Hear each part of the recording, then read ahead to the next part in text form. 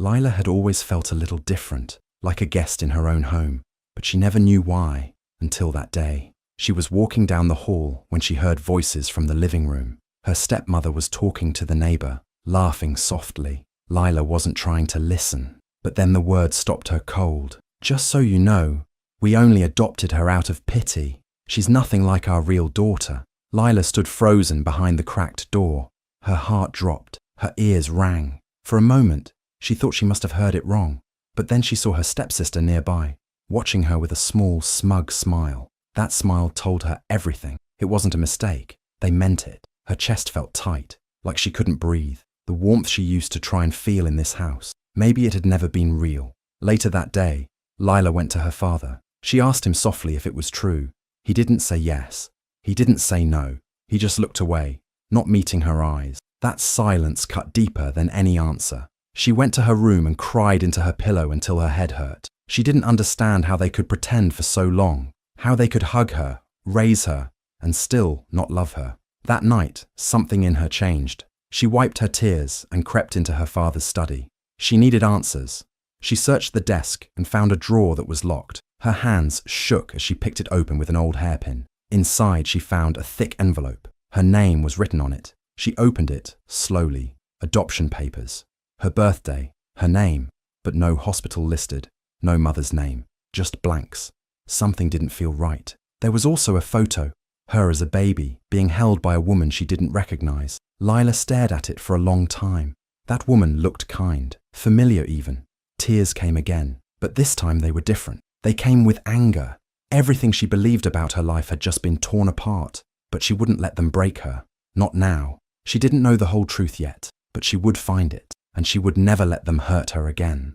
Tears had stopped, but the pain was still there. The words she had overheard were impossible to forget. Every moment since then felt heavy. Each smile from her stepmother felt fake now. Each glance from her stepsister felt like a secret joke. Something inside told her she didn't belong here. Not in this house, not with these people. Late one night, with the lights off and the hallway silent, she moved quietly back to the study. Her fingers trembled as she opened the same drawer. This time, she searched even deeper. Beneath the folders she had seen before, there was one more tucked at the bottom. She pulled it out slowly and opened it. 2 birth certificates sat inside. One had her stepsister's name, full and complete. The other had her own. But this one was strange. There was no hospital listed. The space for the mother's name was completely blank. It looked official, but wrong, like someone had tried to hide something. The more she stared at it, the more questions filled her mind. Why was hers missing so much information? Who was her real mother? Why had no one ever told her anything? Something didn't feel right, and for the first time, she started to believe the lie wasn't just in her stepmother's words. It was in the papers too. She needed help, someone who might understand what this meant. When she quietly showed the document to someone older and kind, someone who had known families in the area for a long time, they froze at the last name written on the certificate. Rowe, they whispered. That's not a name you hear every day. That family, they were powerful, rich. There were rumors, a long time ago, a woman named Catherine Rowe vanished. Some say she had a baby who disappeared too.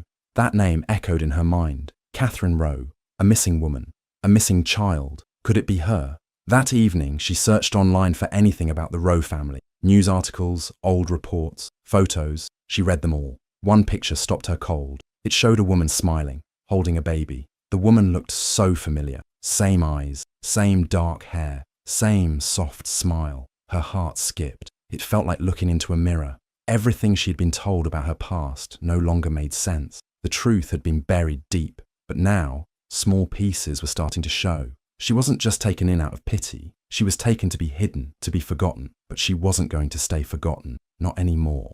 The more Lila searched, the more she started to uncover secrets that had been hidden from her for years. After seeing the name Rowe on her birth certificate and hearing that it belonged to a rich and powerful family, she couldn't stop thinking about it. She spent hours looking through old news articles, public records, and anything she could find online. Slowly, pieces started coming together. She found stories about a woman named Catherine Rowe who had disappeared many years ago. The article said she was a wealthy businesswoman who lived in a large house just outside the city. Some people believed she had gone missing on purpose, while others thought something bad had happened to her. One report mentioned she had a baby daughter, but the baby was never found. Lila's heart pounded as she read those words. She felt in her bones that she was that baby. It made sense. Her blank birth certificate, the missing hospital name, the quiet looks from her father. They had known the truth all along and had kept it from her. She kept digging and soon discovered something even worse. Her stepmother had taken money that didn't belong to her. There were legal documents that showed Lila was supposed to inherit a large amount of money from her birth mother. It had been placed in a trust fund for her, meant to be given when she turned 18, but it was gone, used up, spent. Her trust fund had been stolen. The people who were supposed to care for her had lied. They hadn't adopted her out of kindness. They didn't feel sorry for her. They had taken her in to keep her quiet, to take her money. Her stepmother had used that money to pay for her own daughter's school, an expensive, private academy that Lila could never dream of attending. The truth hurt more than anything else. Everything had been a lie. They treated her like she was unwanted while using the money her real mother had left for her. But now she knew. Now, nothing would stay hidden. They had stolen her past, but they wouldn't steal her future. Lila woke up hoping her birthday might feel special. Maybe, just once, her family would make her feel seen. At breakfast, her stepmother handed her a small box. Inside was an old sweater. It looked used, with a faint perfume smell and a tiny hole near the sleeve. Lila smiled politely and said, "Thank you," even though her chest ached. Later that day, excitement filled the house. Her stepsister ran outside screaming with joy. Parked in the driveway was a brand new car with a shiny red bow. Their father stood proudly by, taking pictures, laughing with his wife. Everyone cheered. No one looked at Lila. She stood near the doorway, holding her second-hand sweater tight around her arms, feeling more invisible than ever. That night, she couldn't sleep. Her chest felt heavy. Her thoughts were loud. The sweater lay on the floor while she sat outside, staring at the sky. The pain from what she'd learned over the past few weeks. The stolen money. The lies. The birth certificate. The name row was too much. She found a bottle of alcohol in the kitchen, opened it, and took a shaky sip. It tasted awful, but it numbed something inside, so she drank more. Her fingers shook as she called a close friend. At first she said nothing, just cried. Then, like a flood, the truth came spilling out. She told everything, how her so-called family had lied, how her mother might be someone named Catherine Rowe, how money meant for her was stolen. Her friend didn't doubt her, she just listened. "I want to find where she lived," Lila said softly. They searched together through websites and old property records. After a while they found something, a house listed long ago under the name Catherine Rowe, in a small town far away. It looked old, almost forgotten, but still standing. Lila stared at the screen, her breath caught. It felt like a thread connecting her to something real, something that might still be waiting for her. The next morning, her mind was clear. She started making quiet plans. She packed a small bag with a few clothes, tucked away her important papers, and took what little money she had saved. She didn't tell anyone in the house. She moved like a shadow, careful not to be seen. She wasn't running away just to escape. She was running toward the truth, toward a life that had been stolen from her, a life she was ready to take back. The house stood silent at the end of a dirt road, half covered in vines and shadows. Weeds had swallowed the front steps, and the windows looked dusty, like no one had looked out from them in years. Still, the old metal mailbox at the gate held one clear name, Catherine Rowe. The trip had taken hours. She had told her family she was going on a school field trip, packed a small bag, and quietly boarded a bus heading out of state. Her heart had raced the whole ride. Now, standing in front of the forgotten house, her shoes sinking slightly into the soft earth, she felt nervous, but more alive than ever. The front door creaked when she pushed it open. Dust floated in the sunlight, streaming through cracks in the curtains. Old furniture sat exactly where it had been left, like the house had been paused in time. Cobwebs hung from the ceiling corners. It smelled of wood, dust, and something faintly sweet, like faded perfume. Room by room, she explored carefully. Every step felt like a step towards something she'd always been meant to find. In the back of the house, inside a small bedroom with peeling wallpaper, she noticed an old dresser. One drawer wouldn't open. She tugged gently, then harder, until it gave way with a snap. Inside were a few yellowed papers and old photographs. Her hands shook as she picked up one of the photos. It showed a baby in a blue blanket, smiling in the arms of a young woman. The woman's eyes looked just like hers. So did her smile. It was the face from the article, the woman who had vanished. The woman she now believed was her mother. Tucked beneath the photos was a small silver locket on a chain. She held it gently and slipped it into her pocket. Then she saw something else. An envelope, slightly worn, with careful handwriting across the front. It read, "To my daughter, Lila." She didn't open it, not yet. Her throat felt tight. The letter felt too important to read in a rush. The house had been empty, but not silent. It had whispered pieces of her past she had never known. And now, with the locket close to her heart and the envelope in her hand, she knew this was just the beginning. Fingers trembling, she sat alone in the quiet room, staring at the envelope she had found in the abandoned house. The words on the front, "To my daughter, Lila," felt like a whisper from the past, soft but powerful. She took a deep breath and slowly opened it. Inside was a letter and a folded document. The letter was written in warm, careful handwriting. It spoke of love, hope, and a future they were meant to have together. Tears blurred her vision as she read the final line. "You were always meant to shine, my sweet girl. Never forget who you are." Beneath it was something even more shocking, a legal will. It was dated months before her mother's disappearance. The language was clear and firm. Everything her mother owned, money, properties, businesses, was to go to Lila. No one else was mentioned. She was the sole heir. Heart pounding, she checked the date again.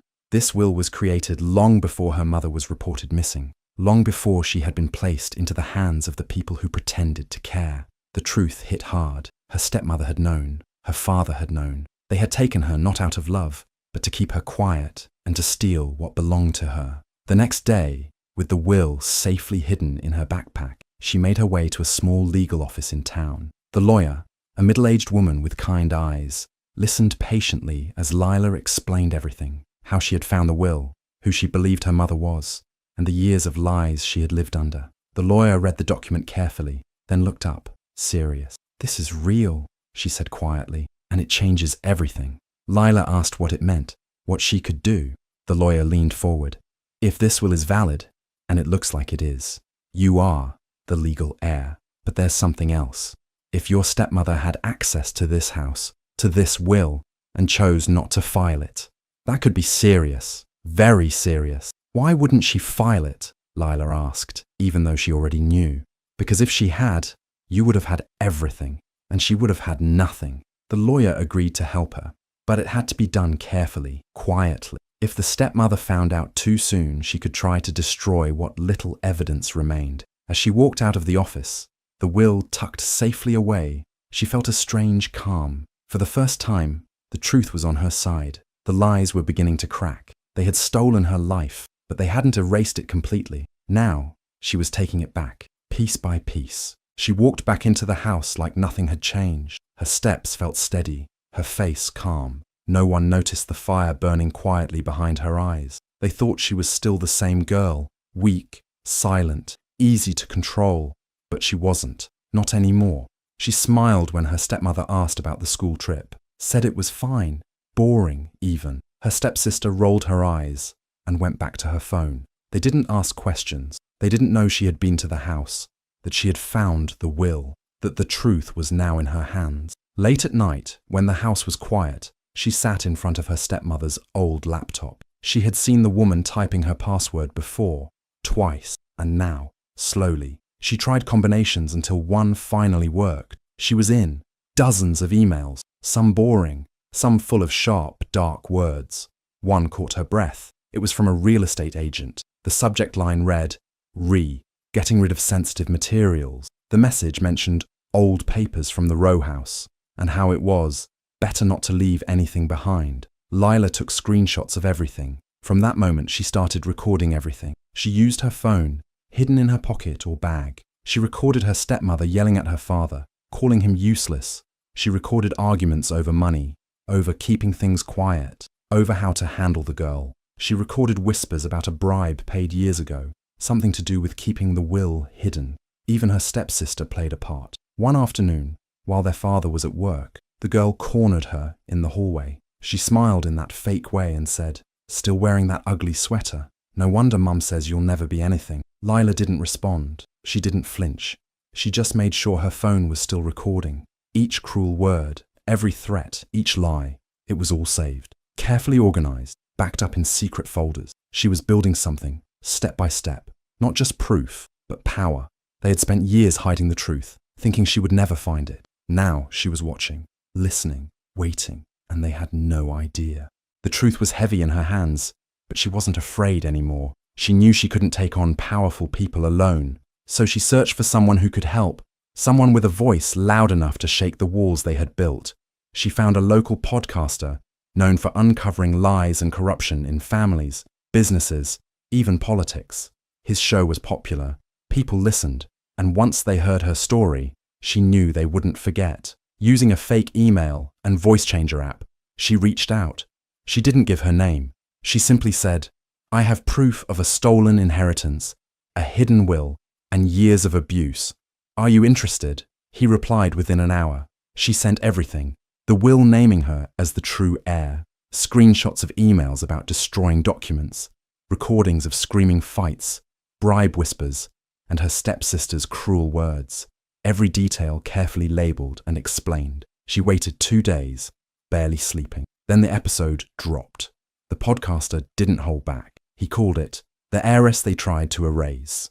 He told the story step by step, using audio clips and emails as proof. He never named her, but he didn't have to. The details were clear enough. Listeners were hooked. Within hours, the episode went viral. People shared it online. News outlets started asking questions. Her stepmother's name trended on local social media for all the wrong reasons. The real estate agent was interviewed. Old neighbours came forward. People started looking into property records, inheritance laws, and missing wills.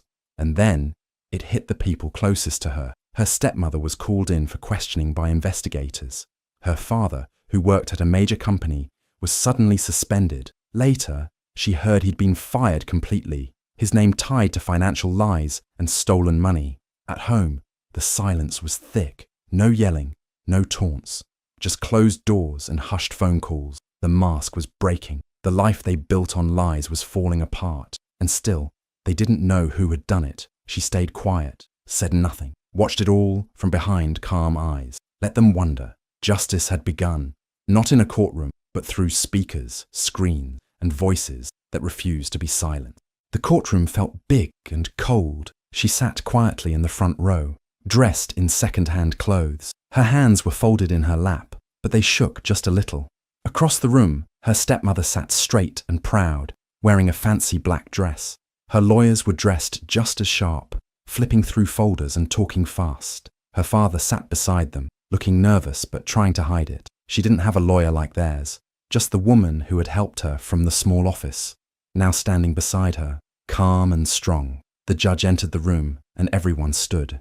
It was time. The trial started quickly. The judge asked questions, and both sides answered. Her stepmother's lawyers tried to speak with confidence. They said the girl was confused, that the will was fake, that nothing had been stolen. But then her lawyer stood and began to speak. She showed the original will, the one found in the house. She showed the photos, the letter, the emails about disposing of documents. She played the recordings of bribes and shouting matches. She explained how Lila had been taken in, not out of love, but to hide her true identity and steal what belonged to her. For a long time, the courtroom was quiet. Everyone listened carefully. Then the judge leaned forward and said something no one expected. "This will is valid and legal.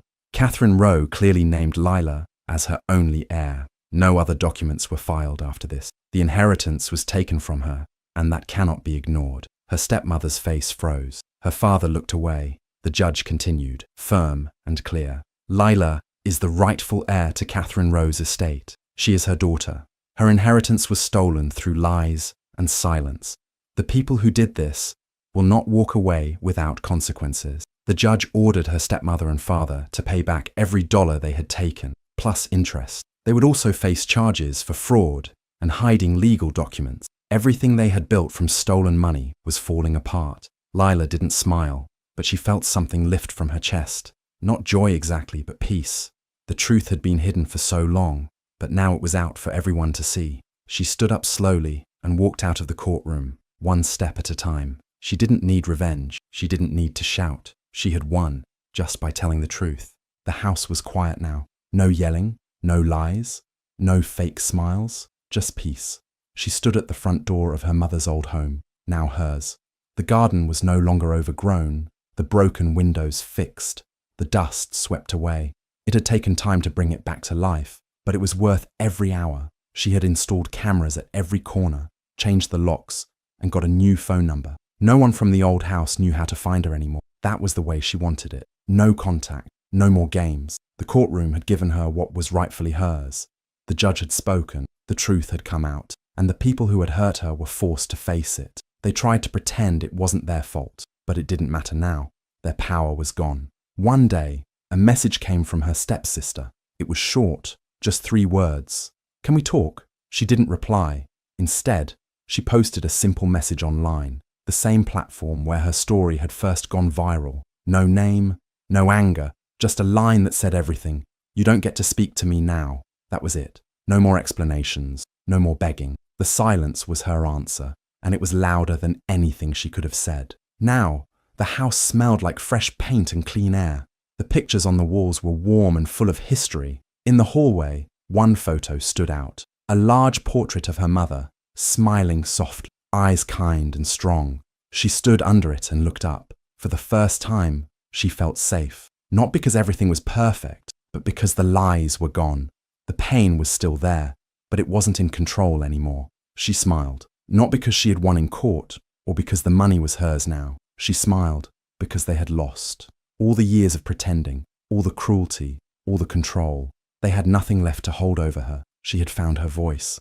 She had found her truth. And in the silence of her new home, that was more than enough. Do you think Lila did the right thing by cutting off all contact with her step-family? Or should she have given them a chance to explain themselves? Let me know what you think in the comments. I'd really love to hear your thoughts. And if you want more powerful stories like this one, don't forget to subscribe and hit that notification bell so you never miss out.